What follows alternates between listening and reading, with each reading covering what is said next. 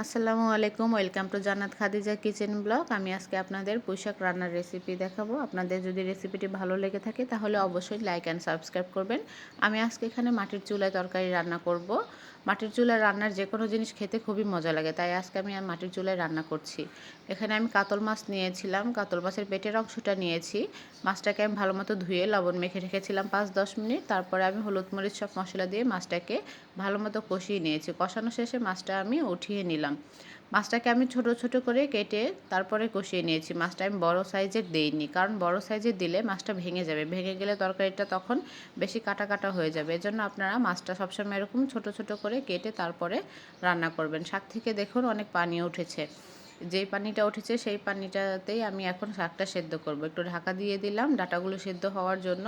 শাকটা আপনারা প্রথমে ঢাকা দিয়ে দিবেন না, প্রথমে ঢাকা দিয়ে দিলে শাকটার কালারটা চেঞ্জ হয়ে যাবে, দেখতে সুন্দর লাগবে না। লাস্টের দিকে ঢেকে দেবেন, শাকটার কালার ঠিক থাকবে। দেখুন আমার তরকারিটা দেখতে কত সুন্দর হয়েছে। ধন্যবাদ ভিডিওটি দেখার জন্য।